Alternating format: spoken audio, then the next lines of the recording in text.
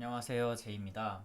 자, 이번 시간에는 보험계약 부채에 대해서 좀 종류별로 설명을 해볼까 합니다. 보험계약 부채에 어떤 것들이 있고, 이 부채가 발생하는 데는 다 원인이 있거든요. 이제 보험계약 자체에서 이제 부채가 발생하는 원인이 드러나기도 하고, 부채를 종류별로 찢어보다 보면, 아, 이거는 요런 사유 때문에 만들어진 부채고, 또 저 부채는 무엇에 대비하기 위해서 만든 부채구나 이런 것들을 하나하나 정리해 볼 수가 있는데요. 이런 것들 하나씩 정리해 보면서 그 중에서 이제 손해보험, 우리가 일반 손해보험이라고 부르는 개리 모형론이 타겟으로 잡고 있는 종목에서 좀 주요하게 드러나는 부채들이 있어요. 그런 부채들은 일반 손해보험이 가지고 있는 특성에서 기인하는 것들인데 얘네들을 좀 더 자세하게 보면서 우리가 일반 손해보험의 프라이싱을 결국 목적으로 하는 거기 때문에 일반 손해보험의 프라이싱을 할 때 어떤 것들을 주요하게 다뤄야 하는지, 왜 그게 인보험의 프라이싱이랑 다르게 만들어지게 되는지를 좀 이해해보는 시간을 가져보도록 하겠습니다.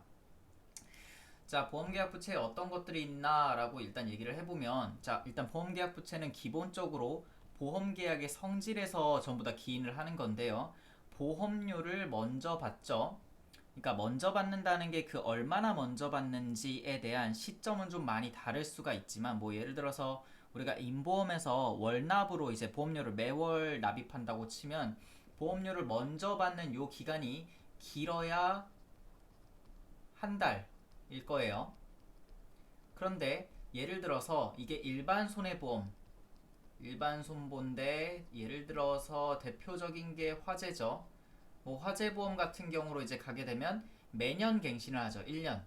아니면 여러분들 이제 손해보험 쪽에서 좀 더 익숙한 거는 자동차 보험인데 자동차 보험도 마찬가지죠.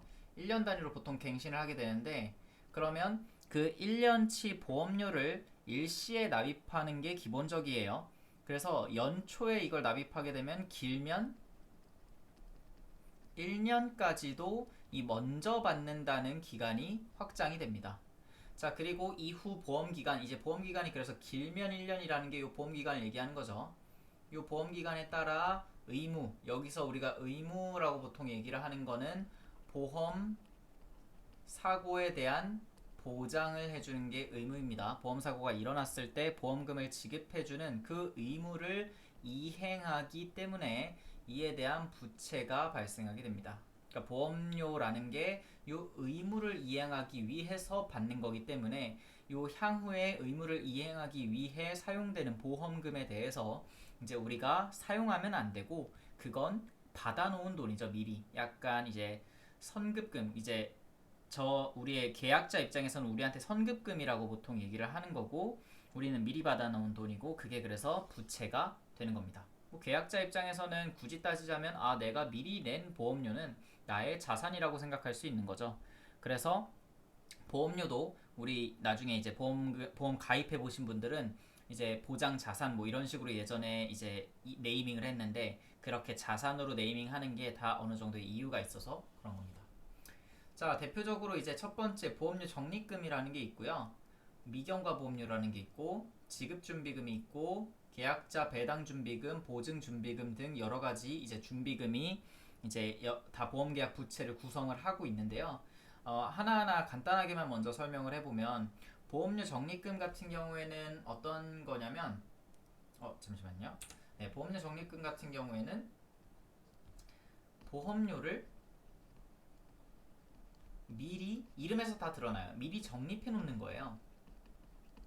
근데 왜 보험료를 미리 적립합니까?에 대한 이슈가 있어요. 굳이. 그러니까 이런 거죠. 내가 뭐 한 10년 뒤에 낼 보험료를 요걸 이제 미리 적립한다 뭐 이런 의미예요. 아니 그러면 10년 뒤에 사용될 보험료는 10년 뒤에 내면 되지 왜 미리 적립합니까? 라고 얘기를 할 수가 있는데 이 보험료 적립금 같은 경우에는 인보험에서 나오는 겁니다. 그 중에서도 장기보험에서 드러나는 거예요. 장기보험 혹은 이제 대표적으로 생명보험이 가장 이제 장기보험의 이제 대표적인 예니까 거기서 드러나는 건데 왜 이렇게 10년 뒤에 낼 보험료를 미리 내고 있습니까? 라고 했을 때 자 10년 뒤에 낼 보험료를 10년 뒤에 내라고 하면 좀 힘들어져요. 왜냐면 사람들이 어떤 위험, 그러니까 이제 생명보험이라고 치면 사망이겠죠. 이 사망을 할 어떤 비율이 시간이 지남에 따라서 올라가거든요. 이렇게 우리가 젊을 때 사망하는 비율보다 좀 이제 고령화되어서 나이가 들어서 사망하는 비율이 당연히 좀 더 높을 수밖에 없기 때문에 그거를 그때그때 해당하는 어떤 위험률만큼의 보험료를 납입하세요라고 하게 되면 이 나이가 들어감에 따라서 더 많은 보험료를 내야 되는데 보통 사람의 어떤 그 소득 이 주기는 요 젊은 시절에 더 크거든요. 젊은 시절에 이제 크고 약간 한 40대 정도에 보통 이제 막 피크를 찍고 그 이후에 다시 이제 줄어드는 이제 모양을 보이는데 요 위험이라는 거는 오히려 이렇게 나이가 들에 따라서 올라가 버리기 때문에 여기 미스매치가 발생합니다. 그래서 보통 우리가 안보험 같은 거 혹은 종신보험 같은 거 가입하게 되면 보험료를 평준화시키죠. 이 나중에 낼 보험료를 앞으로 당겨가지고 이렇게 메우는 거예요. 여기 이렇게 막 메워가지고 그냥 이거를 딱 이렇게 일정하게 만들어서 매월 뭐 얼마를 그냥 만기 때까지 동일한 보험료를 납입하시면 됩니다. 이렇게 얘기를 하는데 요렇기 때문에 10년 뒤에 낼 보험료를 좀 미리 적립하게 될 수밖에 없습니다. 뭐 물론 그냥 1년마다 갱신형으로 내가 보험에 가입한다고 치면 이런 거 할 필요가 없어요. 근데 대부분의 사람들이 갱신형으로 그런 안보험 같은 거 가입하지 않는 이유가 나중에 보험료가 너무 커집니다. 그런 거 물론 이제 우리가 금융을 다루는 입장에서는 뭐 수지 상등 보통 맞추잖아요. 우리가 프라이싱에서 수지 상등 맞추기 때문에 뭐 기초 가정이 달라지지 않는 한 그냥 결국은 수지 상등이 일치하는 보험료를 뭐 이렇게 내든 저렇게 내든 내게 되어 있는 건데 그냥 이제 소득 생애 주기상 그걸 나중에 똑같이 더 많이 내게 되면 좀 힘들어지게 되니까 미리 적립하게 되는 거죠. 요런 이슈 때문에 발생하는 거고 자 미경과 보험료가 이제 아까 처음에 얘기했던 먼저 받고 이후 보험기간에 따라 의무를 이행하는 거에 가장 직접적인 그런 부채예요. 무슨 말이냐면 딱 이제 요 우리가 보험료 경과 기간이 있어요. 예를 들어서 1개월이에요. 나는 매월 보험료를 납입합니다. 그래서 이번 달 초에 보험료를 딱 납입을 했어요. 그리고 지금은 한 10일이 지났어요. 그러면 우리가 회계상 이제 수익을 정확하게 인식하기 위해서는 요 1개월치 보험료를 1개월 동안에 어느 일단 서비스를 제공하는 거에 따라서 균등하게 인식을 해야 돼요. 건설 계약 같은 거 보통 우리 회계 공부할 때 생각해 보시면 처음에 받은 돈을 그때 바로 수익으로 인식하지 않고 서비스 이제 원가가 제공되는 거에 따라서 그 작업 공정률을 계산한 다음에 수익을 균등하게 인식하죠. 공정률이 이제 올라감에 따라서. 자, 그거랑 비슷하게 이제 만들어낸 거라고 생각을 하시면 돼요. 자, 1개월치 보험료를 받았지만 지금 내가 10일이라고 치면 아직 한 3분의 1밖에 안 왔어요. 그럼 내가 1개월 보험료가 예를 들어서 3,000원이라고 치면 이 3,000원을 처음에 바로 다 인식해버리면 안 되겠죠. 그래서 10일이 지났으면 한 1,000원 정도만 인식하고 자 2,000원 정도는 어차피 남은 기간에 보험 사고가 발생할 거에 대비해서 미리 받은 거니까 요거 부채로 인식하세요. 이런 것들이 미경과 보험료가 됩니다. 자 지급준비금 같은 경우는 어떤 거냐면 이제 손해보험에서 좀 주요하게 만들어지는 건데 자 지급 사유는 발생을 했어요. 무슨 말이냐면 보험사고 발생했다는 거죠. 자동차 보험이라고 이제 예를 들어보면 사고가 발생했습니다. 충돌을 했는데 그래서 보험금이 이제 지급될 것 같아요. 그런데 자 얼마가 나갈 거야 라고 누군가 물어봤을 때 요거에 대해서 대답을 하기가 어려운 거예요.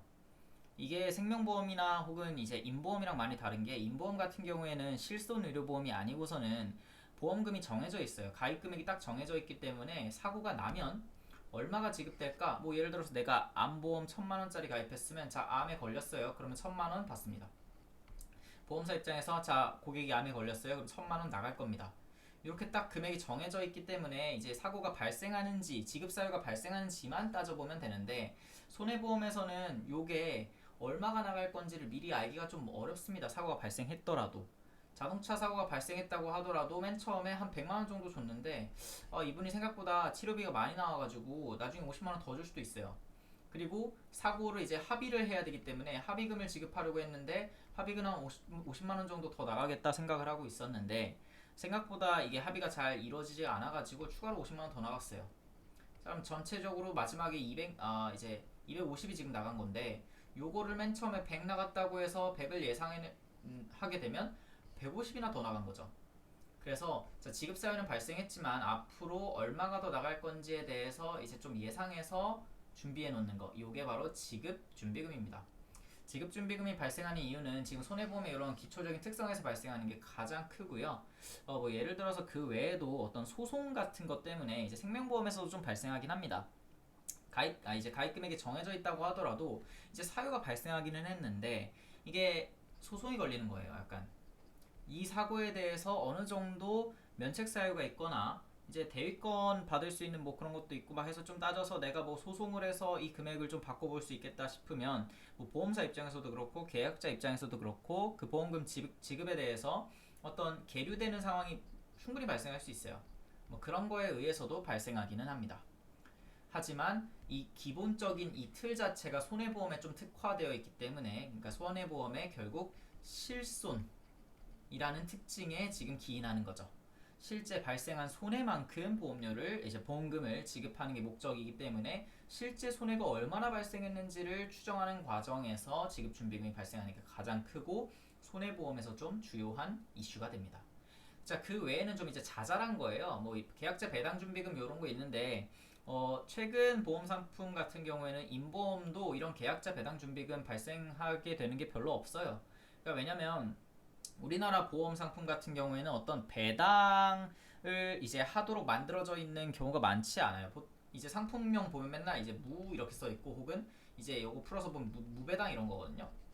그러니까 배당을 한다기보다는 그냥 우리나라의 보험 상품은 어떤 정해진 이자 혹은 정해진 보장 이런 걸 제공하기 위해서 약간 확정적인 가정을 들이댑니다.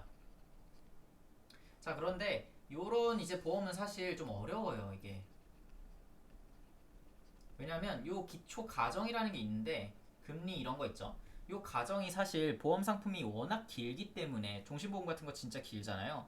요 가정이 종신 이제 끝까지 그러니까 그 상품의 종결 시기까지 우리가 잘 예측하기가 상당히 어렵습니다.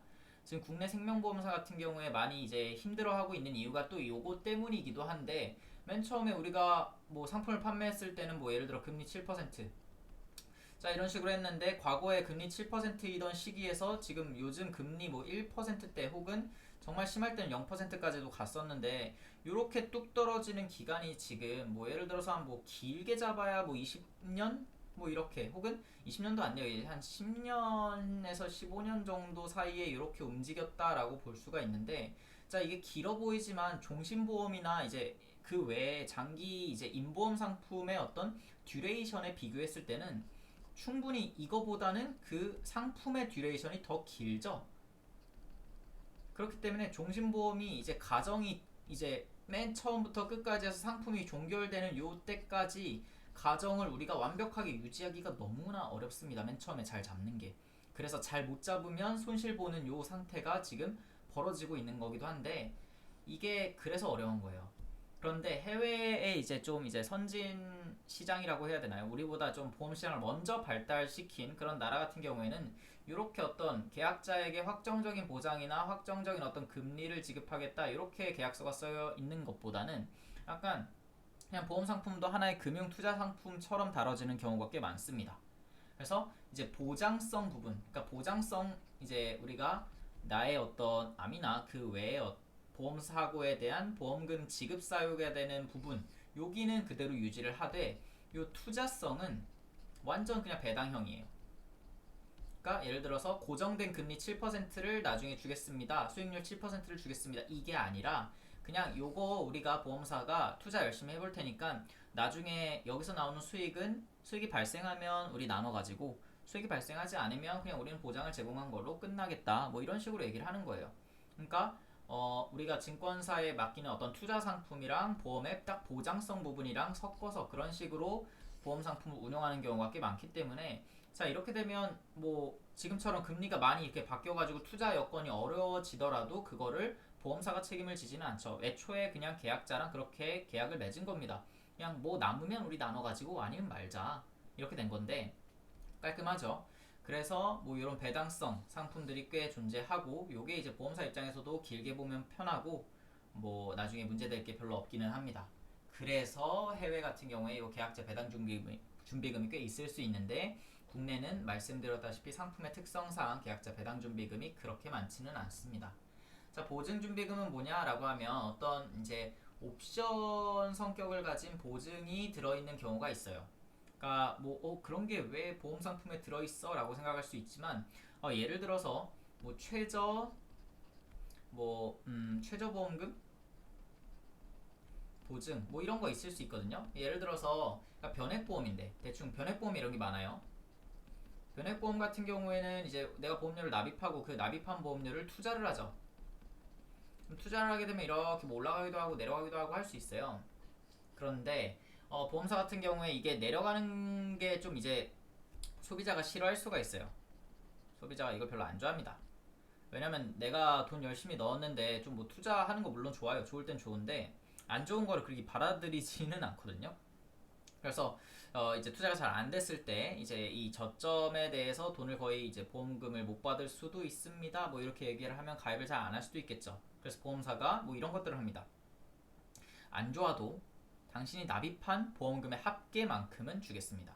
내가 100만 원을 뭐 한 10번을 납입을 했으니까 총 1000만 원이면 2천만 원 잘 투자해서 뭐 예를 들어 1500이 될 수도 있지만 안 좋을 때도 당신이 1000만 원 넣은 딱 그 수준까지는 항상 주겠습니다.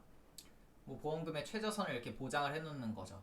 자, 이렇게 되면 이게 이제 옵션이에요. 사실 이제 풋옵션 뭐 이런 상질로 볼 수가 있거든요. 그래서 요런 형태의 옵션성 이제 계약 조건을 포함하고 있는 보험의 경우에는 그 옵션을 이제 해결하기 위해서 나중에 이제 요게 딱 떨어지게 되면 주가가 많이 떨어져가지고 요 변액보험의 자산 가치가 떨어지게 되면 요거를 메꿔야 되는 거죠. 그래서 요거를 준비금으로 메꾸는 겁니다. 그래서 요거는 이제 얘가 가지고 있는 어떤 옵션이 뭔지에 따라서 달라지게 되는데 이것도 뭐 그렇게 주요하다고 보기는 어렵죠. 어떤 뭐 회사에선 주요할 수도 있어요. 이런 보증성 상품을 주로 다루는 회사들이 있다면 이런 거 잘 따져야 되고 최근처럼 뭐 증시가 좀 급격하게 변하면 이런 보증 준비금들이 많이 영향을 미쳐요. 그런데 우리가 공부하는 입장에서 이제 순수하게 공부한다는 걸 뭘 배우는 거냐면 우리가 보험 공부하면 보장성 상품 사실 배우는 거예요. 투자는 다른 데 가서 배우면 됩니다. 그러니까 이 보장성 상품에서 나오는 준비금은 이런 것들이 아니기 때문에 자 여기를 주로 다루고 그 중에서도 진하게 해놓은 요 두 개 미연과 보험료와 지급준비금이 손해보험에서 가장 주요한 준비금이 되겠습니다. 자 그러면 첫 번째 보험료 적립금부터 다시 한번 좀 더 자세히 짚고 넘어갈게요. 자 보험료 적립금은 그럼 뭐냐라고 했을 때 납입 보험료 중에서 자 이거 중요해요. 납입 주기 이후의 의무 이행을 위한 부분 아까 근데 대부분 설명하기는 했어요. 이제 납입되는 보험료 중에서 납입주기 이후라고 굳이 밝혀놓은 이유는 납입주기 내 이내 이따가 다시 얘기하겠지만 이내에는 어떤 걸 얘기할 거냐면 요거는 이제 미경과 보험료가 발생해요. 우리가 보험료 적립금을 잘 이제 이해하려면 요 저축보험료에 대해서 이해를 해야 되는데요. 자 보험료 적립금 자 보통 우리가 이렇게 여기다가 그리지 말고 이쪽에 한번 그려볼게요.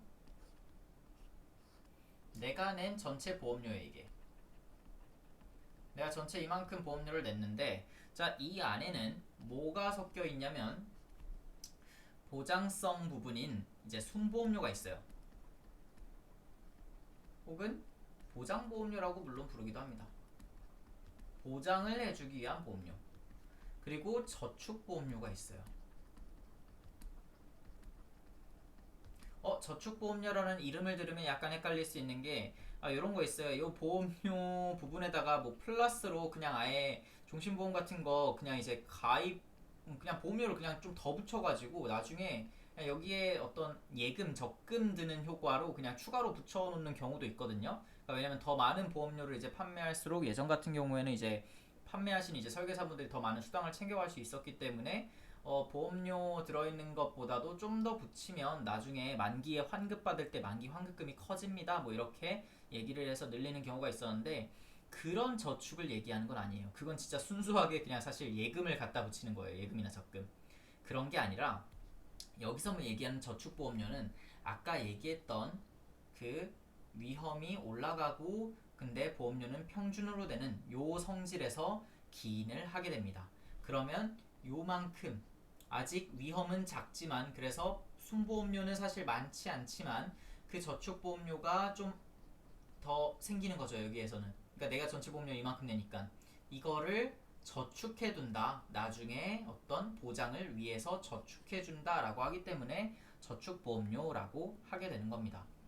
보험 수리학 이제 해보신 분들 같은 경우에 이런 거 이제 공부하실 거예요. 재기식 중에서 자, 내가 보험료 원래 T-1에 자, 준비금 플러스 이번에 보험료 영업보험료 G라고 한번 써볼게요. 그로스 프리미엄을 딱 내요. 그리고 이거를 1 플러스 이제 투자 이제 예정 이율을 곱해가지고 미래로 딱 밀면 이렇게 해서 자, 지금 시점에 쌓여있는 준비금이고 플러스 보험료 더 내가지고 한 기간 딱 밀어요. 그럼 요 한 기간 밀었을 때 어떤 일들이 벌어질 수 있냐면 내가 줘야 되는 베네핏에다가 이 사람이 이제 위험률 실제로 뭐 예를 들어 종신보험이라고 얘기를 해볼게요. 사망률이 있겠죠. 사망률이고 플러스 1-Q 생존해 있는 사람들에 대해서 얼만큼의 준비금을 쌓아야 되죠? T 시점에 정해진 어떤 준비금을 쌓아야 됩니다. 자, 요렇게 우리가 이제 보험료를 좀 분해를 해볼 수 있어요. 보험료를 분해한다는 게 어떤 의미냐면 자, 여기 잘 보시면 요걸 이제 그럼 넘길게요. 보험료를 분해하는 거니까 보험료만 남기고 다 넘길 겁니다. 그러면 T-1V 플러스 G 하게 되면 요 1 플러스 I를 넘겨서 나누면 이게 그 V죠. 할인율 BQ 위험보험료 되고 V 1-Q에 TV 이렇게 되는데 이거 위험보험료 아니에요. 제가 잠깐 방금 살짝 얘기했었는데 그리고 G가 얘가 이제 넘어가고 여기서 여기를 Q로 묶어야 돼요. Q로 묶으면 Q에 V, B 여기 Q 하나 있고 마이너스 V에 TV 이렇게 되겠네요. 이렇게 되고 남은 게 그러면 플러스에 여기 V 곱하기 TV 마이너스 T-1 시점에 이제 책임준비금 여기 요 V는 사실 책임준비금 얘기하는 건데 요거 뭐냐면 요게 이제 보험료 적립금 얘기하는 거예요. 적립금. 자, 요때 어떤 이제 분계를 할 수가 있냐면 자, Q는 이제 위험률이죠. 이게 사망률. 요 위험률을 계수로 가지고 있는 위험률에 연관되어 있는 요 부분 요게 이제 위험 금액입니다. 그러니까 요 시점에 실제로 위험에 노출되어 있는 익스포저. 다른 말로 하면 요때 실제로 사고가 발생을 했어요. 위험률이 이제 실제로 현실화돼서 사고가 발생하게 되면 계약자에게 지급하는 금액은 그러면 계약자에게 지급하는 금액은 그냥 BV 아닙니까? 그러니까 이제 할인율만 곱한 그러니까 지금 현 시점에서 판단하는 거니까 내가 주게 되는 어떤 종신보험의 사망보험금 그걸 현재 가치 딱 1회 땡겨온 요게 지출되는 금액이 아닌가요? 라고 할 수 있는데 우리가 책임준비금 쌓아놓고 있을 거거든요. 어떤 시점에도 이 TV가 항상 존재하잖아요. 그리고 이 TV가 환입됩니다. 보험금을 줬으니까 책임준비금은 소진되니까 환입된다고 볼 수 있죠. 그래서 실제로 보험사 입장에서 보험금을 지급하면서 발생하는 어떤 지출은 요 환입금액을 뺀 요만큼이 되고 요게 바로 위험금액이라고 보통 우리가 부릅니다. sum, 영어로는 sum at risk라고 불러요. 그 시점에 리스크에 처해져 있는 실제 익스포저입니다. 그래서 위험률 곱하기 위험금액이 우리가 얘기하는 저 순보험료 요 때는 이제 이렇게도 불러요. 많이 위험보험료 이름이 참 다양하긴 한데 순보험료라고 다시 써볼까요? 순보험료 죄송해요. 지금 생각하는데 오류입니다. 여기 다시 한번 정리하면 요거 순보험료라고 보통 안 불러요. 위험보험료라고 부르겠습니다. 들으시다가 계속 헷갈렸을 수 있겠네요. 이게 위험보험료고 약간 이게 헷갈릴 수 있으니까 한번 정리해 볼게요. 순보험료는 뭘 말하는 거냐면 이 위험보험료와 저축보험료를 더한 거 이렇게 해서 플러스 하게 되면 요게 순보험료입니다. 그러니까 우리가 넷 프리미엄이라고 부르는 거는 실제로 어떤 그 사업비를 고려하지 않은 보험료가 순보험료예요. 그러니까 순보험료냐 얘의 반대는 뭐냐면 이렇게 하면 안 되겠네. 얘의 반대는 영업보험료거든요. 우리가 보험수리학에서 배우는 그로스 프리미엄. 요 둘 사이의 관계는 사업비를 포함하느냐 안 하느냐입니다. 그래서 순보험료 보통 산출되면 순보험료를 뭐 지출되는 뭐 사업 비율을 뭐 G라고 한번 해볼게요. 요걸로 이렇게 나눠가지고 뻥튀기 시키게 되면 그게 영업보험료가 됩니다. 보통 일반적으로는. 예를 들어서 내가 이제 설계사분들 수당의 약 20% 정도의 이제 전체 보험료의 한 20% 정도가 지출이 된다라고 하면 1 빼기 20% 분의 원래 보험료를 하게 되면 요게 영업보험료가 됩니다. 왜 이렇게 합니까? 라고 하면 P는 그러면 80%의 G 거꾸로 하면 이렇게 여기 되는 거죠. 우리가 보통 보험료라고 하는 건 이 G를 얘기하는 거예요. 보통 이제 우리가 납입하는 보험료는 G입니다. 그러니까 G의 20%는 설계사들 수당으로 실제로 그래서 나가게 되고 80%가 요 순보험료에 쓰이게 됩니다. 이렇게 분모로 해서 넘겨야 요 식이 아름답게 완성됩니다. 뭐 예를 들어서 P에 곱하기 뭐 80%가 뭐 G가 되게 이렇게 만들어라 라고 하면 나중에 이렇게 다시 조정했을 때는 G를 기준으로 만들었지 않기 때문에 오류가 생기게 돼요. 자, 그래서 사업비가 반영되냐 아니냐가 순보험료와 영업보험료를 가르고 순보험료 안에 이미 위험보험료와 저축보험료가 같이 들어 있습니다. 그리고 우리가 지금 여기서 만들고 있는 요거는 위험보험료, 그리고 여기가 바로 저축보험료입니다. 단기에 어떤 위험률과 연관이 없는 보험료. 그러니까 내가 납입한 요 G, 아까 얘기했던 지금 제가 G라고 써서 또 헷갈릴 수가 있겠네요. 요거 P라고 보시는 요 순보험료예요. 순보험료 중에서 여기가 위험보험료, 여기가 저축보험료고 이렇게 저축 위험 더해서 여기서 사업비까지 고려하면 영업보험료가 됩니다.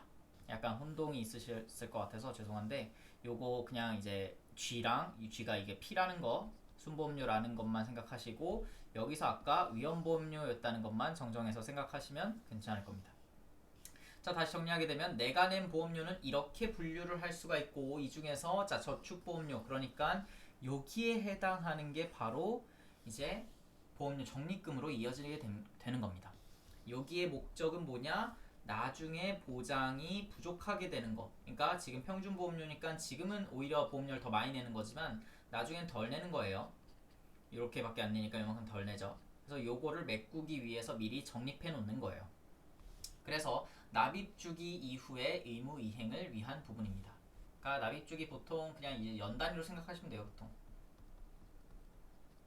올해 낸 보험료 중에서 뭐 예를 들어서 내년 거 혹은 내후년 거를 미리 충당하고 있는 거죠. 그래서 보험료 적립금 같은 경우에는 어떻게 만들어지냐면 요런 어떤 그래프를 만들어요. 그러니까 보험료 적립금이 요 앞에서는 쌓이죠. 이게 점점 쌓여요. 이렇게 올라가요. 쌓이다가 요 시점을 이제 넘어가게 되면 이제 내가 내는 보험료가 실제로 그 해의 위험 보험료보다도 작다라는 이제 수준이 오게 되면 이제는 까먹게 되죠. 그래서 점점 줄어들게 되고 만기에 가면 완전히 딱딱 끝나서 없어지게 되도록 우리가 보통 프라이싱을 해놓습니다. 그래서 이렇게 보험료 적립금은 올라가다가 내려가는 어떤 그래프를 그리게 됩니다. 그래서 평균보험료 방법에 의해서 발생하는 거고요. 평균보험료를 안 쓴다면 이런 부채는 발생하지가 않습니다. 그 말은 요 손해보험, 일반 손해보험에서는 이런 거는 없다라고 생각을 하시면 됩니다. 일반 손보에서는 평균보험료 방식은 쓰지가 않고 그냥 매년 갱신하면서 그 해에 맞는 위험보험료만 만들어서 내게 됩니다. 좀 더 정리를 하기 위해서 여기다 그려놨는데 이미 다 그렸죠. 여기 미리 적립, 여기 이제 사용하는 거죠 나중에. 그리고 요거를 요 넓이를 이제 적분한다는 개념으로 생각해 보면 보험료 적립금이 이렇게 그려지게 됩니다. 자, 적립금은 요만큼 하고 넘어가도록 하고요.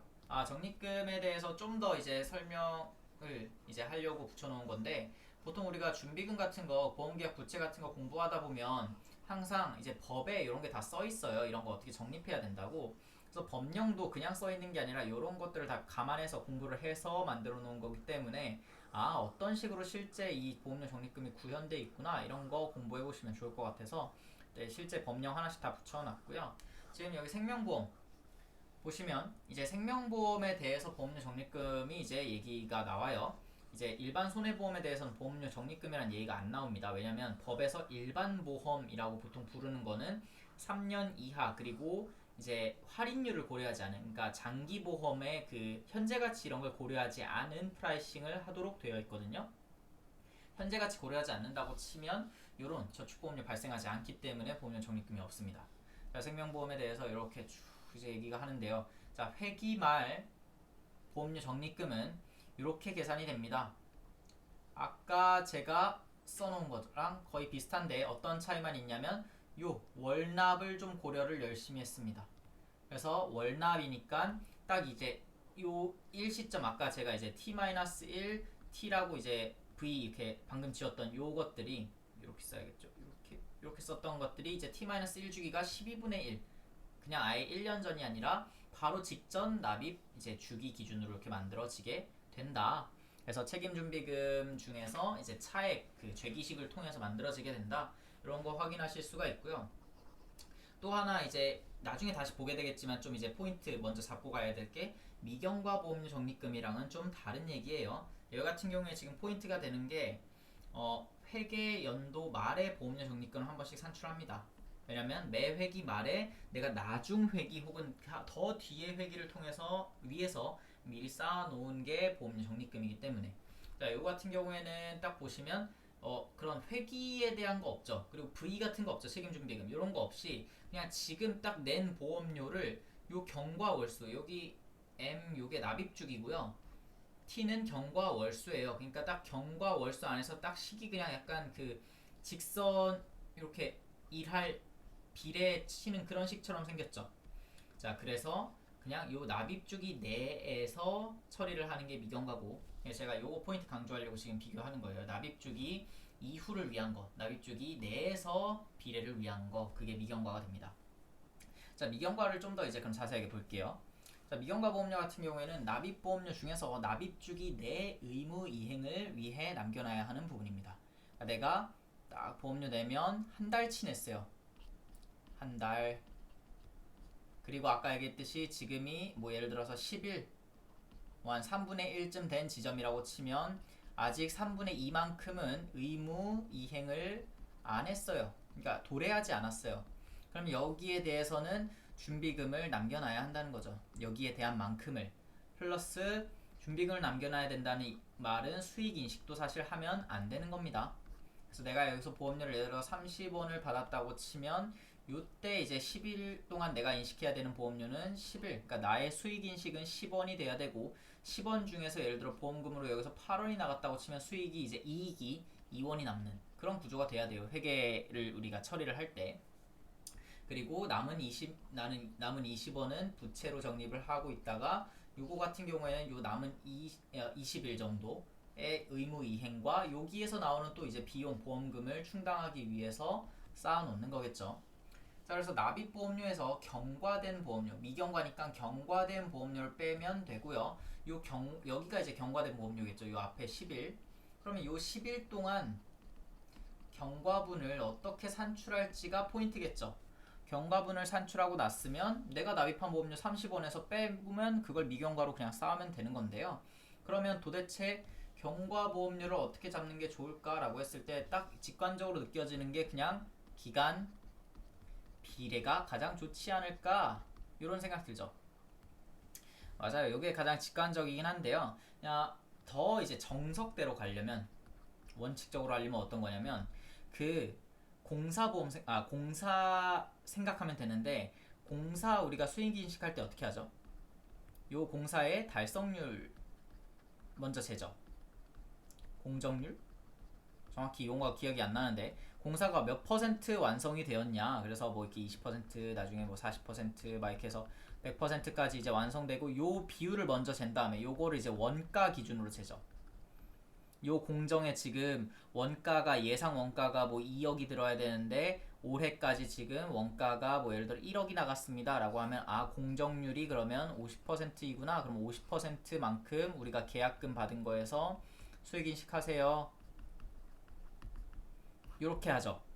요거랑 완전히 똑같게 만들어 놨습니다. 그러니까 만들어 놓은 게 아니라 요렇게 똑같이 하는 게 정석이에요.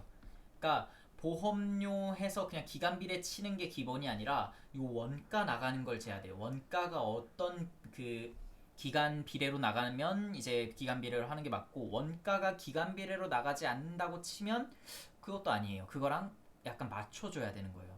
그럼 보험에서 원가는 뭐죠?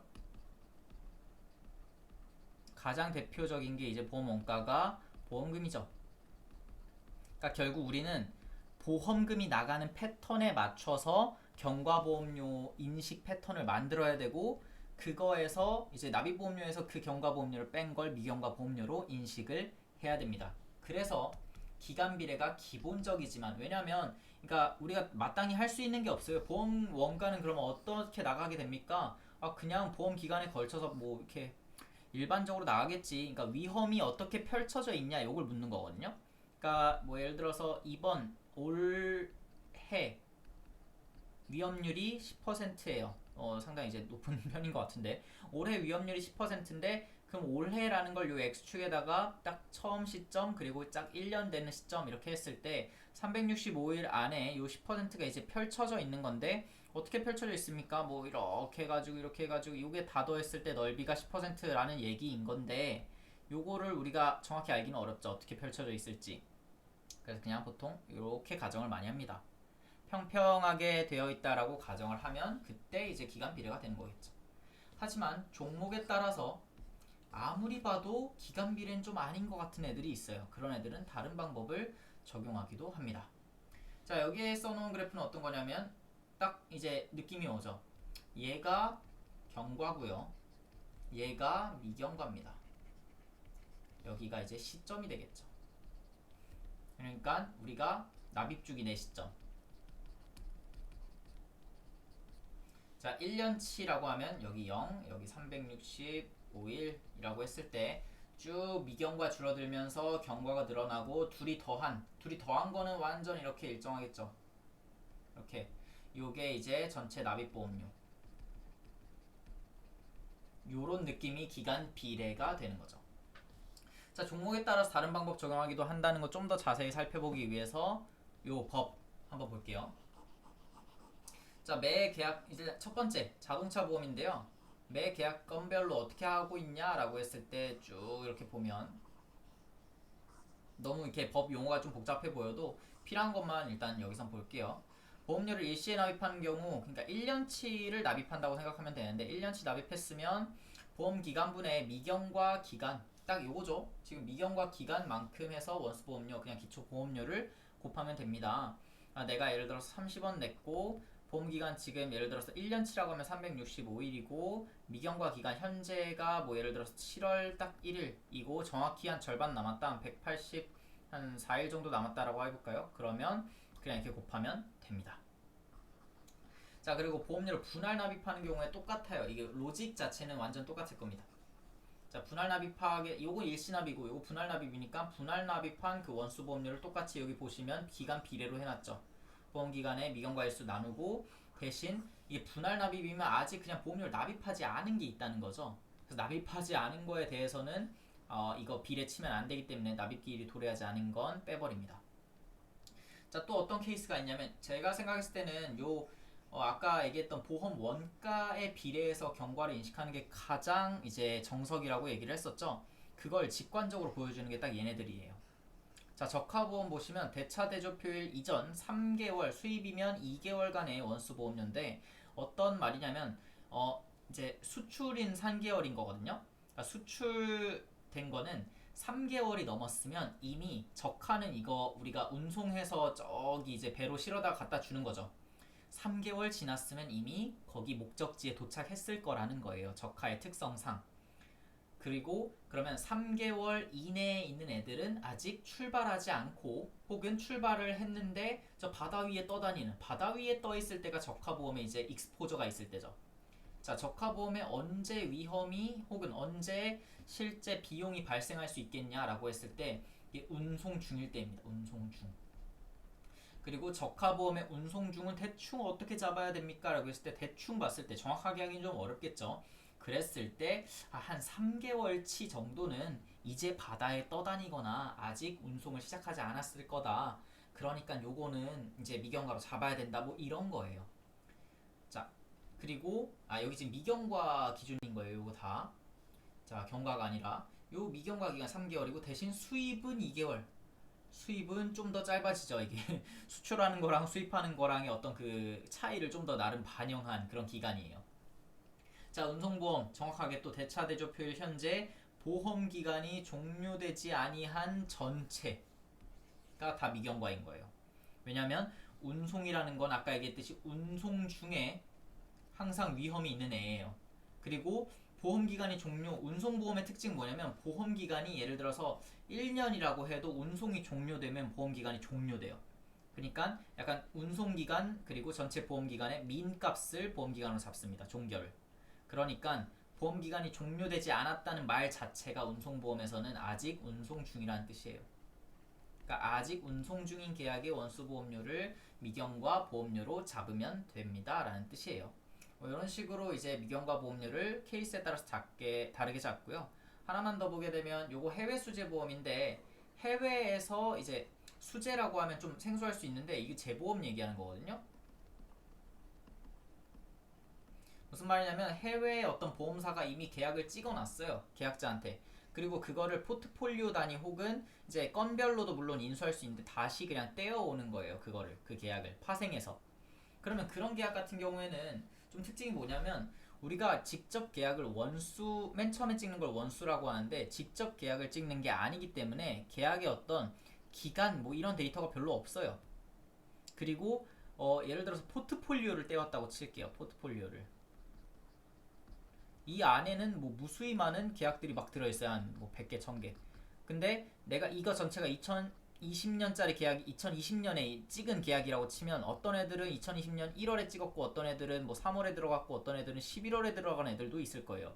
11월에 들어와서 2020년에 걸친 애들은 여기서부터 1년짜리 보험이라고 치면 실제로 2020년까지 넘어가요. 그러면 요만큼이 이제 미경과인 거겠죠. 얘에 대해서는. 요 11월에 들어온 애에 대해서는. 근데 요 안에 1월에 들어온 애는 1년치라고 하면 이미 딱 요 종결 시점에 끝났을 수도 있어요. 뭐 3월에 들어온 애는 뭐 이렇게 하게 되면 요 좀 남았겠죠. 1년이라고 치면.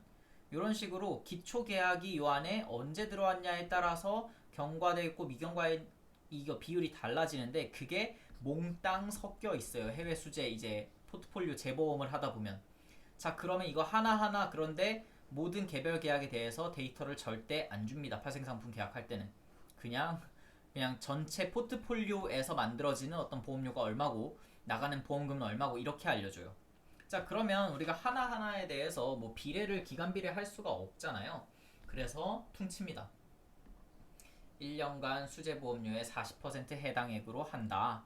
그러니까 딱 이렇게 봤을 때 요 1년 종결 시점에 여기서 봤을 때는 아직 한 여기에 남아있는 게 40% 정도는 될 거다라고 찍은 거예요.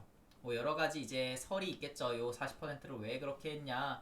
뭐 이제 한 사업비로 빠지는 20% 정도 빼고 그럼 80% 정도 남는데 그거를 그냥 반으로 뚝 잘랐다. 뭐 이렇게 얘기를 할 수도 있고 여기에 뭐 이제 적당히 잘 깔다 보면 뭐 앞에서 좀 더 많이 이제 경과가 되면 40% 남는다고 얘기를 할 수도 있는데 그냥 요런 독특한 어떤 방식도 있구나. 경과보험료라는 게 기간 비례를 많이 쓰기는 하는데 기본적으로는 익스포저가 얼마나 남아있냐 요거를 기준으로 하는 게 원칙이기 때문에 익스포저를 얼마나 남겼냐에 대한 고민이 요런 종목별 이제 미경과보험료 산출 방식 법에 남아 있는 겁니다. 자, 미경과보험료 얘기했으니까 이제 또 중요한 거 하나 지급준비금에 대해서 얘기를 해보도록 할게요. 자, 지급준비금은 뭡니까? 라고 했을 때, 자, 지급사유가 이미 발생했어요. 무슨 말이냐면, 보험금 지급사유, 그러니까 보험사고가 발생했어요. 뭐, 임보험이라고 치면 내가 암보험 가입했으면 암은 발생했어요. 그래서 내가 보험금 탈 수 있어요. 그걸 보험사에도 알렸습니다. 혹은 알리지 않은 것도 이따 얘기를 할 거예요. 자, 근데 아직 지급은 다 안 했어요. 그래서 향후 지급에 소요될 것으로 예상되는 비용이 남아 있어요. 요럴 때 지급준비금을 쌓게 됩니다. 이게 무슨 말인가라고 이제 고민할 수 있는데 아니 지급 사유가 발생했으면 지급하면 되지. 왜 나중에 지급에 소요될 걸로 예상되는 비용이 남아 있습니까? 라고 궁금해할 수 있는데 아까 처음에 잠깐 얘기했었죠. 뭐 여러 가지 원인이 있어요. 소송 등으로 계류되어 있을 수도 있어요. 지급 금액을 좀 바꾸기 위해서. 혹은 지급의 원인이 좀 맞지 않는 것 같다라고 생각하면 보험사 입장에서 이거 지급될 것 같기도 하고 근데 이게 면책 사유가 될 수도 있을 것 같기도 한데 뭐 이러면 소송 때문에 계류될 수도 있고요. 근데 이런 것보다는 우리가 지금 손해보험 계리 모형론에서 요 지급준비금을 다루는 이유는 손해보험에서 이게 아주 중요한 부채가 됩니다. 손해보험의 성격에서 기인하기 때문이에요. 기인이라고 하는 게 낫겠네요. 무슨 말이냐면 손해보험이라는 거는 맨 처음에 얘기했죠. 빈도도 중요한데 심도가 결정되어 있지 않다는 게 상당히 중요한 거예요. 사고가 터졌는데 얼마가 지급될 거예요? 예를 들어서 화재 사고가 터졌는데 얼마가 지급될 겁니까? 라고 하면 이거를 사고가 터진 시점에 정확히 알 수가 없어요. 그 심도 자체도 추정되어야 하는 값이에요. 그러니까 심도라고 하는 게 이제 보험금이라고 치면 지급되는 보험금도 추정을 해야 돼요. 그렇기 때문에 앞으로 예를 들어서 아까 자동차 사고 얘기했던 게 진짜 대표적인데 사고가 딱 접촉사고가 발생을 했어요. 그러면 처음에 이제 보험사 직원이 전화를 해가지고 얼마나 다치셨냐 뭐 이런 거 얘기했을 때 나 지금 뭐 입원해 있고 뭐 한 7일 정도 입원할 것 같다. 그리고 입원비가 하루에 뭐 10만원 정도 나온다. 한 70만원 정도 나오겠네? 그런데 입원을 하다 보니까 좀 더 치료가 오래돼요. 30만원 더 나가요. 그리고 마지막에 뭐 합의하려다 보니까 플러스 또 한 뭐 50만원 더 나가요. 이런 식으로 추후에 더 지급될 수가 있습니다. 이게 손해보험의 성격이기 때문에. 그래서 요 나중에 지급될 거를 미리 좀 요 예상이 엄청 포인트예요. 예상해야 돼요. 예상되는 비용을 미리 준비금으로 잡아놔야 합니다. 이게 진짜 주요한 특징인 게 앞에 보험료 적립금 이런 것도 물론 예상하는 비용이긴 한데 위험률 자체가 크게 흔들리지 않을 거라는 가정이 있어요. 그러니까 뭐 10년 뒤에 어떤 위험보험료가 1,000원이라고 하면 요 1,000원이라는 위험보험료 자체는 크게 흔들리지 않을 거라고 예상을 해요. 물론 금리가 달라지게 되면 요거는 시간 가치가 아까 보험료 적립금엔 시간 가치가 반영이 되기 때문에 할인율 하잖아요. 그것 때문에 좀 달라지는 게 있는데 요거는 그 보험금 자체가 이게 너무 예상하기가 어렵습니다. 그래서 요걸 예상하는 방법에 대해서도 이따 한번 얘기를 해볼 거예요. 요거를 예상을 할 줄 알아야 요 지급 준비금을 얼마를 쌓아야 될지 결정을 할 수가 있는 거예요. 예를 들어서 그럼 지급 준비금에는 어떤 게 있습니까? 라고 했을 때 개별 추상금이라고 부르는 게 있고 미보고 발생 손해액이라고 부르는 게 있고 뭐 또 장래 손해조사비 뭐 그 외에도 성격상 좀 더 분류를 해볼 수 있기는 한데 대표적으로 한 이 정도 이제 얘기를 해두시면 될 것 같아요. 특히 중요한 건 얘네 둘입니다. 개별 추상금이 뭡니까? 라고 했을 때 아까 이 예시 가지고 쭉 더 얘기를 해볼게요. 자동차 사고 났어요. 그러면 보험사 직원이 가죠. 대인 대물 다 가요. 그리고 자동차나 혹은 피해자의 상태를 봅니다. 그러면 이 사람은 이 보험사 직원은 손해사정인이에요. 이제 보통 손해보험사 같은 경우에 보상 담당자라고 많이 불러요. 보상. 이게 이제 공고 낼 때 많이 보상 직군 이런 거 뽑거든요. 그래서 보상, 돈을 얼마 줄지 이런 거 이제 하는 사람들이 이제 손해사정인 역할을 하게 되고 그 외에 자동차 말고 선박이나 혹은 화재보험 같은 경우에는 이 손해사정 하는 것 자체가 더 어려워요. 그래서 요거에 대해서 별도로 자격증도 이제 하죠. 손해사정사. 그리고 손해사정만을 하는 독립법인들이 있어요. 아무튼 요런 손해사정 자체를 또 전문적으로 하는 사람들이 있어요. 요 사람들이 딱 상태 확인하면 뭐가 중요하냐면 얼마 나오겠다 대충 예상합니다. 요거 딱 느낌 보니까 아까 뭐 70 주고 한 30 정도 더 나올 것 같아 해서 100 예상 이렇게 할 수 있어요. 그리고 지금 50은 줬어요. 그렇게 되면 남은 게 50이죠. 그럼 이 사람 머릿속에는 50 더 나갈 거라고 예상을 한 거예요. 요게 개별 추상금입니다.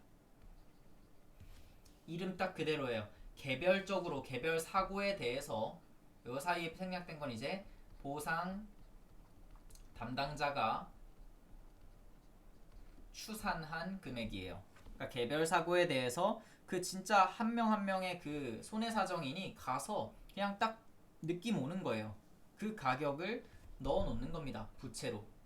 그래서 예를 들어서 진짜 자동차 사고라고 하면 보험사 직원이 나왔다가 상태 확인하고 들어가가지고 이제 자기 사무실에 가서 그 전산에다가 입력해요. 이거 얼마 나올 것 같다. 그럼 그거 그대로 부채로 잡히게 됩니다. 요게 개별 추산금이고요.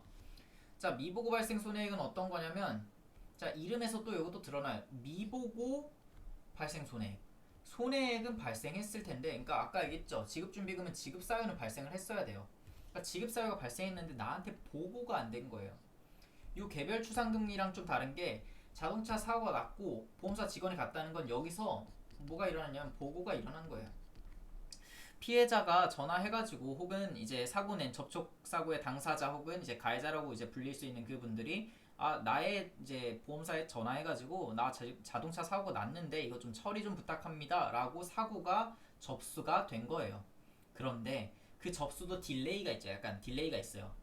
보통 자동차 사고는 바로 접수가 되기는 하는데 뭐 그 외에 좀 극단적인 뭐 사고 같은 경우에는 뭐 이런 것들이 있을 수 있어요. 일반 손해보험 종목 중에서 배상 책임보험 같은 거?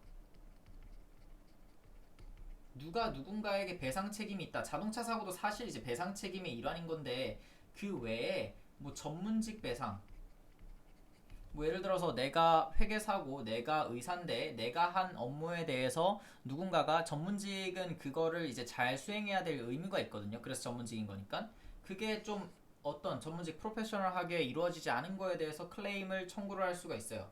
근데 이런 거에 대해서는 클레임을 놨는데 그 사람이 약간 이제 뭐 천천히 이제 그 상황을 재볼 수가 있죠. 그래서 나한테 보고가 안 된 경우가 반드시 있을 수가 있습니다. 자동차 사고에서도 있을 수가 있어요. 그러면 그런 케이스에 대해서는 개별 추산 자체가 성립할 수가 없죠. 보고가 안 됐으니까. 그럼에도 이거는 나중에 발생 손해액으로 추가돼서 들어오겠죠. 언젠간. 나중에 이제 이 사람이 이제는 전화해야겠다 싶으면 들어오겠죠. 그런 것들에 대해서도 미리 예상을 해서 쌓아야 됩니다. 그럼 요건 그럼 어떻게 쌓습니까? 라고 했을 때 요거는 이제 인력으로 하는 거죠. 요건 뭘로 하냐면 요건 통계적으로 해요. 뭐 예를 들어서 그런 거 있죠. 비행기도 미리 좌석을 좀 오버북을 해놓는다고 많이 하잖아요. 사람들이 통계적으로 얼마 정도는 안 올 거라고 과거 패턴을 딱 봤을 때 한 100개 예약하면 실제로 90명 정도가 오더라 뭐 이런 패턴이 있으면 실제 예약한 거에 한 90% 정도만 진짜 타러 오니까 우리 반대로 좀 더 오버북을 해서 90%를 곱한 게 100개 좌석이 되도록 이제 하면 뭐 0.9분에 100개 정도 다 이렇게 쳐가지고 뭐 한 111석 정도 미리 예약하는 게 100석을 가장 효율적으로 돌릴 수 있는 방법이다. 물론 이렇게 좀 외줄타기를 하지는 않겠지만 이렇게 통계적으로 나름 안정적인 수준에 따라서 패턴을 예상해서 이제 만들어 놓는 그 방법이 있는데 요거를 거의 동일하게 씁니다. 그래서 자 통계적으로 과거 패턴을 봐요. 이 사람 이제 딱 100 예상한 거죠. 그러면 이 사람이 100 예상했는데 실제로 한 과거의 어떤 패턴을 보니까 120이 나왔었어요. 그럼 이 사람이 이번에도 딱 100을 예상했어요. 그럼 통계는 뭐라고 얘기하냐면 이 사람 하는 그 패턴상 요거 20은 알아서 좀 더 쌓아야 나중에 안정적일 겁니다 라고 얘기를 해요. 그러면 그걸 미보고 발생 손해액이라고 더 쌓습니다. 요 사람이 예상할 수 없었던 부분이 한 보통 20% 정도 더 나옵니다. 이런 걸 얘기를 하고 개별 건에 대해서는 이런 통계적인 방법이 사실 성립하기 어렵기 때문에 통계적인 방법은 벌크로 보통 많이 해요.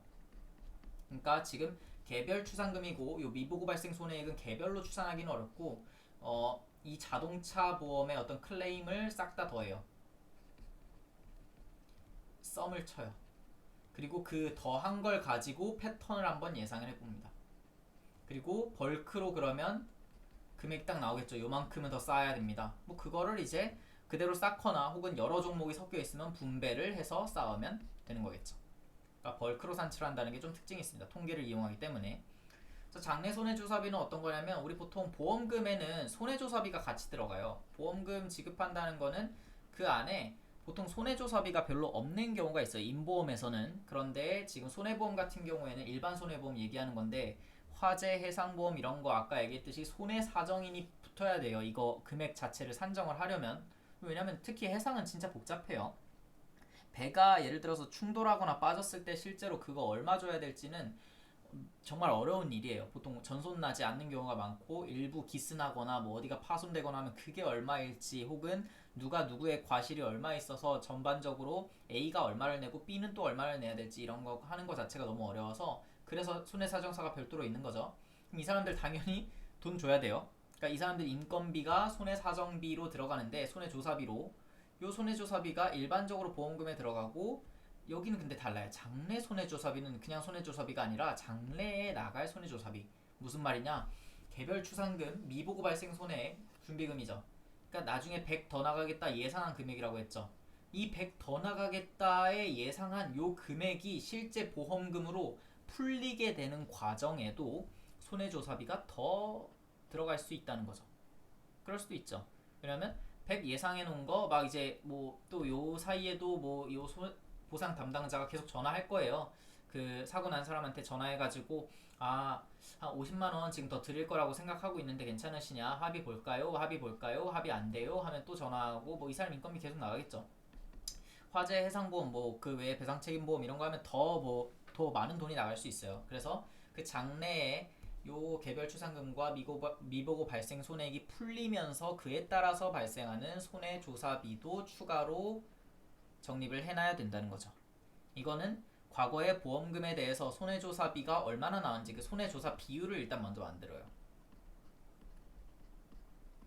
과거 보험금 대비 손해조사비가 뭐 진짜 1% 정도는 손해조사비로 나가더라 라고 하면 요 개별 추상금과 미보고 발생 손해액을 통해서 추가로 나갈 금액에다가 요 비율을 곱해가지고 쌓으면 되겠죠. 물론 이제 뭐 OS 이거를 이제 케이스 리절브랑 미보고 발생 손해액이랑 성격이 조금 다르기 때문에 뭐 100%를 다 인정해서 곱하기 거기다가 뭐 1% 이런 비율을 곱하지는 않을 거예요. 뭐 IBNR 같은 경우에는 이 중에서 한 50%만 실제 보통 발현되는 것 같아 라고 해서 50%만 인정하고 손해조사비를 곱하고 이럴 수도 있지만 아무튼 그런 원인에 의해서 준비금이 만들어진다. 그리고 얘네들을 다 더해서 지급준비금이라고 부르게 됩니다. 라고 얘기를 해드리면 될 것 같습니다. 요거 뭐 때문에 넣어놨냐면 자 이게 현재 시점이에요. 그리고 여기에 보험 개시예요. 개시. 보험료 납입 딱 했어요. 여기 종결이에요. 자 보험 개시했고 현 시점이 여기면 이미 여기는 경과했죠. 그럼 이 부분에서 나오는 부채는 미경과는 아니에요. 경과를 했어요. 대신 여기서는 어떤 부채가 발생하냐면 여기서 지급준비금이 발생해요. 이미 지나왔는데 현 시점 기준으로 이미 지나왔는데 앞에서 사고가 발생했지만 아직 좀 남겨놓은 게 있을 때 그걸 지급준비금이 커버를 하는 거고 그럼 요 뒤에서는 어떤 부채가 발생합니까? 아까 얘기했었죠. 요게 바로 미경과가 요 뒤에를 이제 커버를 하게 됩니다. 그래서 자 여러분들 IFRS 17 물론 나중에 이거 기회되면 한번 얘기를 할 것 같은데 IFRS 17에서는 지금 보험계약 부채를 이렇게 분류하지는 않아요. 지금 우리가 공부하고 있는 건 현 시점 기준의 그러니까 올해 기준의 어떤 준비금 평가 체계를 배우는 거고 이게 IFRS 17 도입되면 뭐 요런 성격으로 이제 생각은 해볼 수 있겠지만 아예 구분 기준이 달라지는데 대표적으로 요 앞에 지급준비금에 해당하는 게 어떤 녀석으로 바뀌냐면 이름이 발생, 사고, 부채라고 이름이 바뀝니다. 정확하게 성격을 설명해 주는 거예요. 현 시점 기준으로 앞에서 발생한 사고에 대한 부채를 얘기하는 거고 요 뒤에 이제 미경과는 그럼 미경과는 이름이 뭘로 바뀝니까? 해서 미경과는 자녀, 보장, 부채로 바뀝니다. 그리고 요 부채들을 평가하는 방법이 바로 뭐 IFRS 17에서 나중에 더 얘기할 거예요. 기회 되면 뭐 BBA 뭐 이런 거에서 빌딩 블록 어프로치로 얘네들을 평가를 하게 되는 거죠. 그냥 이제 부채의 성격은 이렇게 크게 구분을 해볼 수가 있습니다. 자, 이제 우리가 부채 전반적인 거 다 설명드렸어요. 아까 뭐 배당 준비금 뭐 이런 거는 크게 중요하지 않다고 했었죠. 보험료 적립금이랑 그 외에 뭐 미경과 보험료, 지급준비금까지 이해하셨으면 보험계약에서 요런 부채들이 요런 의무가 발생해서 만들어지는구나 이런 거 충분히 설명을 하실 수가 있는데 자, 그 다음에 우리가 중요하게 다뤄야 되는 거는 과연 그러면 손해보험에서 부채 평가는 어떻게 하는가? 아까 지급준비금, 특히 미경과는 법적으로 이제 정해져 있는 게 있으니까 그대로 하면 돼요. 요 지급준비금, 물론 얘도 법적으로 정해져 있어요. 근데 얘는 법적으로 정해져 있는 거 외에 우리가 프라이싱 할 때 엄청 중요합니다. 그러니까 준비금이라는 건 애초에 그냥 보험 계약을 판매한 이후 시점에 프라이싱을 다시 하는 거잖아요. 그래서 결국 프라이싱 이슈예요. 그러니까 결국 프라이싱을 잘못해서 부채를 잘못 쌓으면 애초에 보험 계약을 너무 싸게 팔거나 혹은 비싸게 판 게 돼요. 그러니까 결국 프라이싱을 어떻게 하는 게 가장 좋습니까? 이런 질문이 되는 거예요. 그럼 지급준비금 중에서 아까 케이스 리저브, 그러니까 개별 추산금 같은 경우에는 손해사정인이 평가하는 거라 했죠. 그럼 우리가 통계를 하는 사람으로서 중요한 건 뭐였냐면 IBNR을 어떻게 추정합니까? 아까 간단하게 얘기하긴 했는데 좀 더 자세하게 살펴볼 거고, 그 IBNR을 추정하는 가장 대표적인 방법이 이 진전, 디벨롭먼트라고 부르는 어떤 철학이에요. 자, 좀 지우면서 얘기를 해볼게요. 자, 장래에 추가 납입 혹은 지급될 금액을 과거 패턴을 사용해서 추정하는 방법을 우리가 진전한다고 보통 얘기를 합니다. 아까 얘기했었죠. 여기서 중요한 거는 패턴이에요. 과거 패턴. 장래에 추가 납입은 이제 보험료에 대해서 얘기를 한 건데, 보통 이제 재보험 프라이싱 뭐 이런 거 하게 되면 보험료도 이제 좀 장래에 좀 늘어난다고 하기도 해요. 포트폴리오 단위로 이제 보험료를 추정을 하니까. 근데 일반적으로는 여기가 포인트입니다. 지급될 금액. 그러니까 보험금이 아까 지급준비금이 있었잖아요. 그 지급준비금 때문에 좀 늘어날 거니까 그 지급될 금액을 어떻게 추정하냐? 과거 패턴을 사용해서 추정하는 방법이에요. 대개 손해액 추정에 사용되고 IBNR 결정에 이용이 됩니다. 자, 그리고 이 진전을 하는 것도, 그러니까 철학 자체는 그냥 요거예요. 과거 패턴을 사용한다. 요게 진전의 철학인데, 과거 패턴을 사용한다는 거 이제 약간 뭐라 해야 되지? 이게 동사 느낌이라고 해야 되나요? 그러면 주어가 있어야겠죠. 누구에 대해서 그 과거 패턴을 사용할 거냐? 요게 바로 뭐 ILDM, PLDM 이런 방법론을 결정을 하게 됩니다. 이름을 이제 나누게 돼요.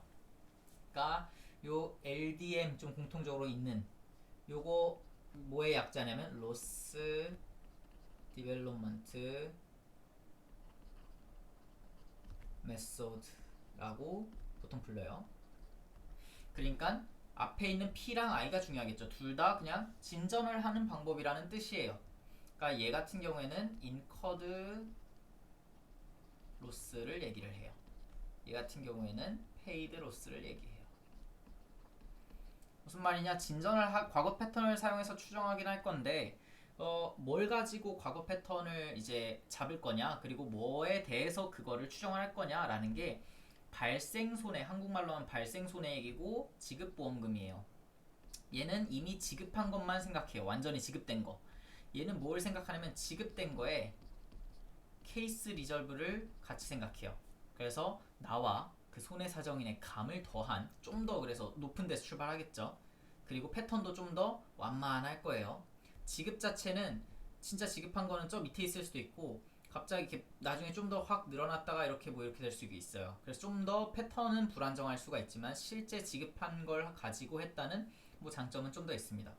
요것도 불안정할 수 있는 이유는 요 케이스 리저브 자체가 좀 틀릴 수가 있기 때문에 그래요. 그러니까 실제 지급한 건 완전 현실화된 건데 케이스 리저브는 요거 자체도 누군가가 추정을 한 거죠. 그래서 요거를 더해서 추정을 하기 때문에 요게 좀 흔들리면 얘 전체가 흔들린다는 단점은 있지만 패턴 자체가 좀 더 완만할 겁니다. 자, 얘는 average premium method. 그러니까 평균 보험료가 얼마나. 그러니까 평균 코스트를 재는 거예요. 평균 지급 보험금 뭐 이런 걸 개념이라고 생각하시면 되는데 자동차 보험에서 꽤 많이 쓰인다라고 얘기를 하고요. 우리가 여기서 진전을 다룰 때는 얘네 두 개가 포인트이기 때문에 주로 다루지는 않을 겁니다.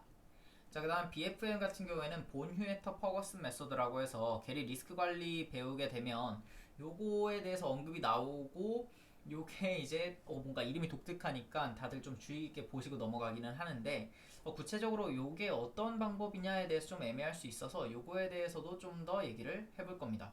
요거는 사실 적용되는 거예요. 적용. 그러니까 추가 적용. 예를 들어서 ILDM을 기본으로 깔고 BFM을 적용하거나 PLDM을 기본으로 깔고 BFM을 적용하거나 얘네들 요 진전하는 기초 방법들이 좀 단점을 어느 정도 가지고 있기 때문에 그걸 보완하는 어떤 철학에서 BFM을 쓰는 겁니다.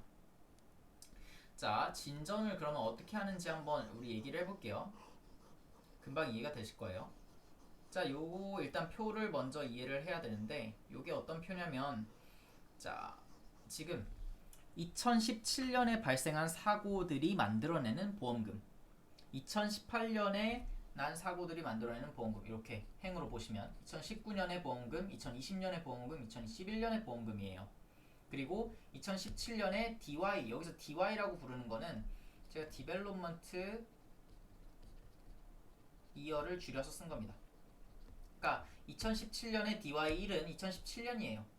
2018년에 DY1은 2018년이에요. 요거 약간 요거 다 이렇게 오류가 있네요. 이렇게 이해하면 좀 어렵고, 요건 얘는 2017 이렇게 이해하죠. 요거는 2018년일 거예요. 2019년. 그러니까 각자 자신의 어떤 로스 이어의 첫 번째 해, 두 번째 해니까 얘가 2018년 되는 건 맞는데 얘는 2019년이겠죠.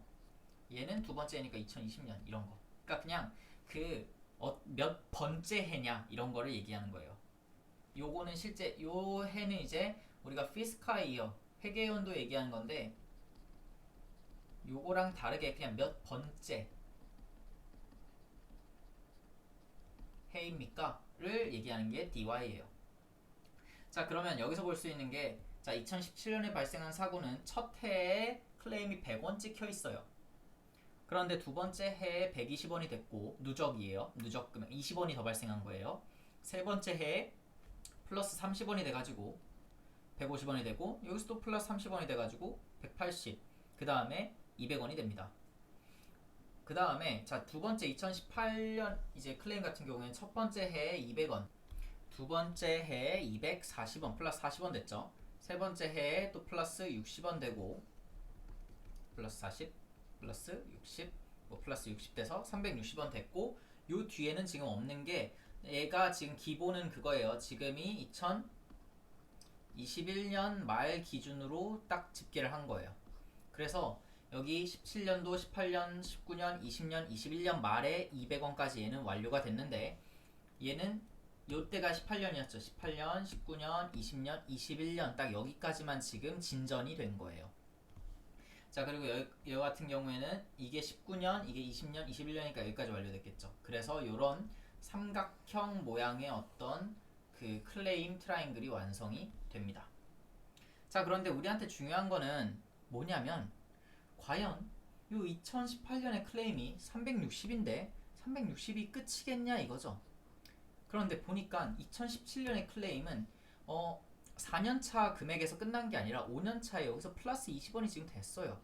그러니까 얘도 360이긴 한데 바뀔 수가 있겠죠. 물론 전제로 하고 있는 건 여기서 일단 끝났다고 생각을 할게요. 2017년은 끝났어요. 여기서 내년에 220이 되고 이러면 물론 밑에 애들도 또 그 다음에 더 늘어날 것도 예상을 해야겠지만 일단은 5년차에 종결된다라고 생각을 한번 해볼게요. 아무튼 5년차에 종결된다고 하더라도 2018년 같은 클레임은 아직 갈 길이 좀 있고 2019년은 갈 길이 더 남았죠. 두 번이나 가야 돼요. 2020년 같은 경우에는 여기서 늘어나고 또 늘어날 수도 있겠고 또 늘어날 수도 있어요. 2021년은 산 넘어 산이죠. 자, 그러면 우리가 궁금한 거는 과연 2021년에 최종 클레임이 얼마가 될까? 2020년은 얼마나 될까? 2019년은 어디까지 가고 2018년은 어디까지 갈까? 이런 거예요. 그런데 요 어디까지 갈까를 추정하는 기본 방법이 과거 패턴. 요게 가장 중요하다 했죠. 과거 패턴을 누가 알려줘요? 2017년이 지금 알려주고 있습니다. 과거 패턴이 지금 어떻게 되어 있냐? 요거 다 비율로 만든 거예요. 100에서 120 됐으니까 1.2배. 두 번째 2018년 클레임 같은 경우는 200에서 240 됐으니까 첫 해에서 두 번째 해로 넘어갈 때 1.2배. 얘는 1.13. 얘는 1.25. 얘는 모르겠습니다. 여기도 마찬가지예요. 두 번째에서 세 번째로 넘어갈 때 1.25배. 얘도 1.25배. 얘는 170에서 210 갈 때 1.24배. 150에서 180 갈 때 1.2배. 이렇게 해서 만들어져 있는 트라이앵글에 대해서 요 비율을 다 진 겁니다. 한 줄 줄어들겠죠. 비율이니까. 대신 우리가 궁금한 거는 요 물음표에 과연 어떤 패턴을 타고 요 클레임들이 뒤로 넘어갈까인데 요거 이제 우리가 결정하면 돼요. 과거 패턴을 보고 있으니까.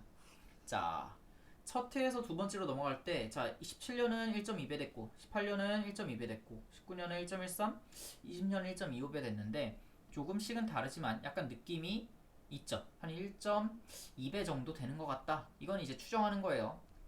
방법은, 정해진 방법은 없어요. 보통 뭐 요것들의 평균 쓰기도 하고, 뭐 요것들 평균 한 다음에 어느 정도 패턴 이런 거 봐서 이제 프라이싱 하는 사람이 이런 것들 이제 의사결정하는 겁니다.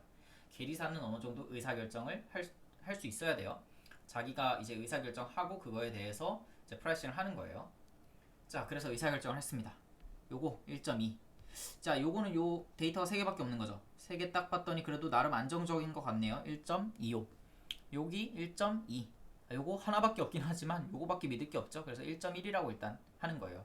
그러면 요게 이제 정해진 각 진전 기간에 따른 진전 계수라고 보통 불러요. LDF, 로스, 디벨롭먼트 팩터 진전 계수라고 부르기도 하고 혹은 링크 레이시오라고 부르기도 합니다.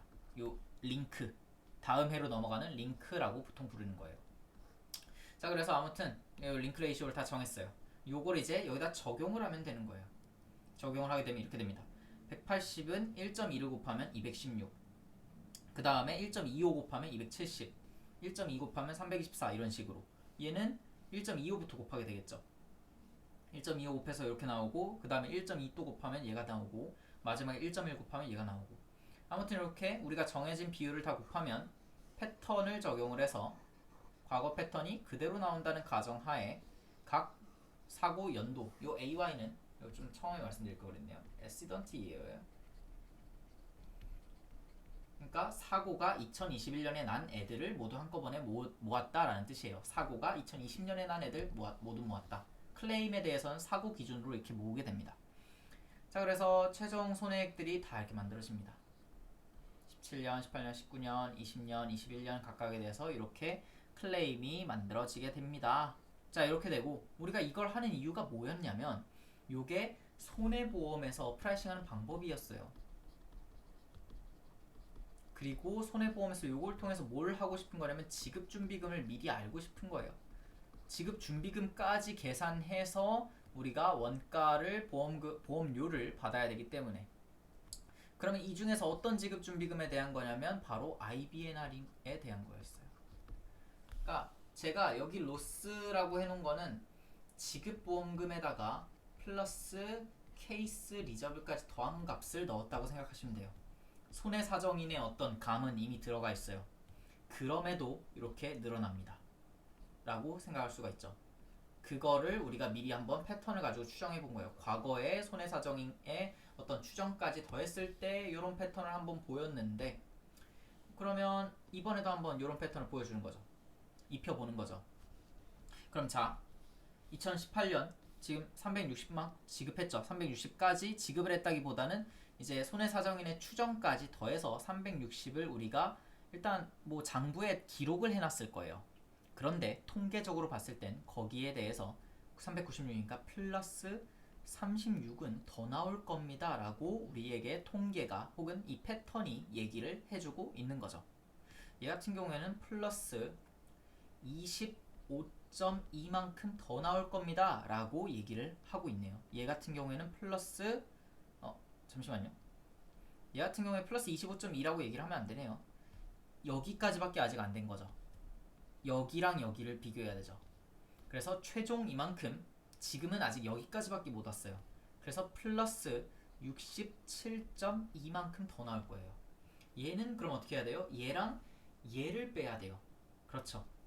97.5만큼 갭이 벌어져 있네요. 자, 얘랑 얘를 빼게 되면 176.4만큼 맞겠죠? 갭이 벌어져 있어요. 요게 뭐가 될까요? 요게 IBNR이 되겠습니다. 우리가 통계적으로 봤을 때 더 쌓아야 되는 금액 각 이제 사고 연도에 나왔던 이게 전체 지금 유효한 사고들이에요. 아직 여기만 뭐 유효한 사고 이런 거 아니에요. 여기도 다 유효한 애들이에요. 과거에 났던 사고 더 오래된 애들일 뿐이지 아직도 열심히 진전이 되고 있습니다. 그래서 이걸 싹 다 더하게 되면 우리가 IBNR로 얼마를 쌓으면 딱 적정하겠다 이런 거 평가를 할 수가 있어요. 그러면 이제 이게 부채를 쌓을 때도 이렇게 이 평가법이 유효하지만 아까 부채를 쌓는다는 걸 리저브한다는 거는 기본적으로 프라이싱을 한다는 거였죠. 특정 시점에. 그럼 우리는 이걸 프라이싱에는 어떻게 응용을 합니까? 라고 했을 때 손해보험의 프라이싱에는 요걸 이제 어떻게 응용합니까? 이걸 얘기를 해볼 거예요. 근데 기본적으로 손해보험의 프라이싱에서 왜 저런 걸 하는지 한 번만 더 얘기를 해볼게요. 자, 인보험과 같이 동질적인 다수의 위험에 대한 통계 집적이 손해보험은 불가능합니다. 왜 그러냐면 자동차만 생각해도 차종이 너무나 다양하고 그 차를 타는 사람들에 따라서 또 차의 위험은 달라져요. 그거를 뭔가 이제 인보험은 어떻게 하냐면 암보험 같은 거 했을 때 성별 그리고 연령을 기준으로 딱 그 섹터를 구분을 짓죠. 뭐 10세 뭐 남자 20세 뭐 여자 뭐 이런 식으로 딱 이렇게 구분을 지으면 요 섹터 안에 대해서는 자 동질적인 위험이라고 우리가 가정을 하고 그 동질적 위험이 상당히 다수예요. 그래서 충분히 통계가 성립을 합니다. 그런데 손해보험 같은 경우에는 요거 나눌 수 있는 어떤 기준이 너무 많아요. 차종, 뭐 차가 어디를 다니는지, 배는 더 심하겠죠. 배가 뭐 어느 항로를 다니고 선장은 누구고 배가 몇 년이 됐고 배 규모는 어떻고 건물도 만만치 않겠죠. 그래서 자 동질적이라고 얘기를 하기도 어렵고 동질적인 애들을 좀 모았다고 하더라도 다수가 안 돼요. 사람의 어떤 숫자보다 건물이나 배의 숫자가 현저히 적겠죠. 그래서 아무튼 이런 게 우리가 통계에 빗대는 어떤 기본 룰이죠. 이게 대수의 법칙, 대수의 법칙 자체가 성립이 안 돼요. 그래서 통계 집적이 불가능하기 때문에 우리가 예전에 그 쓰던 위험률에 기반한 어떤 정량적인 그런 프라이싱 방법론이 좀 먹히지가 않습니다. 그래서 위험 집단별로 위험률 산출, 요게 이제 인보험에서 하는 거죠. 계리 이제 보험 수리학에서 하는 거. 요런 게 어렵습니다. 그래서 위험률 산출을 아무튼 했다고 쳐요. 뭐 동질적이지는 뭐 않을 수도 있겠지만 아무튼 좀 적당히 비슷한 건물들 묶어가지고 과거에 났던 사고 빈도 잘 재가지고 만들었다고 하더라도 결국 빈도만 해결한 거죠. 걔네들 실제로 사고 났을 때 완전 뭐 100%다 타버리는 거 아니니까 몇 퍼센트가 탈 건가, 그래서 보험금은 얼마나 나올 건가, 이런 거 심도까지 같이 고려해야 되는데 더욱 다루기 어렵죠. 이쯤 되면 완전히 동질적인 거 다 없어요. 다 박살났습니다. 그래서 에라 모르겠다 하고 만든 게 이제 총손해 기반의 모델링입니다. 그러니까 이제 빈도, 심도 따로 못하겠다. 그냥 전체 돈이 얼마가 나갔는지 요거 기준으로 요거에 해당하는 돈만 잘 그대로 받으면 된다 이거죠. 그래서 우리가 이 방법을 쓰는 겁니다. 앞에서 2017년, 18년, 19년 이렇게 했을 때 얼티밋 로스 최종 손해액을 우리가 이렇게 추정한 거였어. 21년까지 22년을 지금 프라이싱을 한다고 치면 자 각 연도에 이제 익스포저 정보까지 같이 붙이면 돼요. 이 자동차를 예로 들게요. 자동차에서 익스포저는 자동차가 실제로 굴러다니는 대수가 얼마나 있냐 이거를 좀 엄격하게 재는 거예요. 그러니까 자동차 대수가 아마 익스포저 위험에 가장 가까운 근접 추정치가 될 텐데 더 정확하게 얘기하려면 돌아다니는 차를 재야 돼요. 그러니까 차고지에 있는 차는 익스포저가 별로 없을 수도 있죠. 차 사고 날 겨를이 별로 없으니까. 그래서 익스포저를 정확하게 잰다는 건 사실 너무나도 어려운 일이에요. 차들이 뭐 얼마나 돌아다니고 각각의 차들이 가진 익스포저도 또 달라요. 외제차가 더 타격이 크겠죠. 그런 것들 하나하나 일일이 따지긴 좀 어렵겠지만 그래서 보통 익스포저 대형치로 보험료를 많이 쓰기도 합니다. 왜냐면 더 위험한 애들일수록 더 많은 보험료를 낼 테니까 보험료가 그거에 프록시 데이터가 좀 뭔가 뭐 신기한 느낌일 수도 있겠지만 익스포저를 재서 보험료를 만드는 건데 보험료가 거꾸로 익스포저를 알려주기도 합니다. 아무튼 익스포저를 일단 딱 연도별로 만들어놔요. 어떤 위험 단위라고 생각하시면 됩니다. 2017년에 뭐 차 10대 있었다 뭐 이런 식으로 생각하시면 돼요. 20대, 15대. 왜냐하면 이 얼티밋 로스는 위험이 얼마나 많이 들어있었느냐에 따라서 비례적으로 달라질 수 있기 때문에 그거 고려해야겠죠. 10대가 보험 가입했을 때 얼티밋 로스 200인 건 한 대당 20. 20대 들어있을 때 396이었다면 19.8. 그래서 한 대당 이제 하나의 익스포저당 하나의 위험 단위당 얼마의 코스트 보험금이 나가게 됩니까? 요거를 저 패턴을 통해서 최종 손해액을 추정한 다음에 이제 해낼 수가 있어요. 그리고 자 2022년에 우리한테 30대가 보험에 가입할 것 같습니다. 그러면 우리는 평균적으로 얘네들 딱 봤을 때 19.7 정도 보통 보험금이 나갈 거라고 보통 얘기를 하니까 한 20 정도 나가는 거네요. 그러면 한 600 정도 얼티밋 로스가 또 나오게 될 겁니다. 그럼 그거에 해당하는 만큼 총 보험료를 받아내면 됩니다. 요 30대에 대해서 30대에게 600을 잘 분배해서 받아내면 되겠죠. 자동차 보험 같은 경우에는 실제로 이런 식으로 많이 프라이싱을 합니다. 총손해 기반 프라이싱을 하고요. 여기서 좀 더 나아가서 이제 이 연도별로 요거 얼티밋 로스를 잰 다음에 연도별로 우리가 받은 얼티밋 이제 보험료도 있을 거예요. 그러면 보험료가 있고 이제 최종 손해액이 있으면 이거를 손해율로 나타낼 수 있죠. 이때 보험료 받은 게 예를 들어서 300이었다. 이때 예를 들어 어바 한 67% 손해율인 거고 이때 보험료 받은 거는 한 500이었다. 이거 약 한 80%될 건데 요런 손해율 패턴을 보고 100% 언저리에 이제 넷 프리미엄이 맞춰질 수 있도록 예를 들어서 한 67%면 이거 보험료 너무 많이 받은 거 아니야? 보험료 좀 낮추자. 80이면 이거 나중에 사업 여기에 들어간 어떤 추가 사업비 이런 거 고려하면 이거는 합산 비율로 치면 100%가 넘는데 요건 좀 이제 보험료 올려가지고 손해를 낮춰야겠다 싶은 보험료 또 올리고 이런 거를 매년 작업을 합니다. 자동차 보험은. 그래서 이런 식으로 손해보험의 프라이싱을 하고 그거에 이제 기반이 되는 게 앞에서 얘기했던 진전입니다. 자, 여기까지 하시면 이제 손해보험에 대해서 좀 이해가 많이 되셨을 거고 전반적으로 보험계약 부채가 어떤 거에 따라서 만들어지는 것도 이제 이해가 되셨을 거예요. 그럼 다시 모형론 좀 더 이제 이론적인 내용으로 들어가 보도록 하겠습니다. 감사합니다.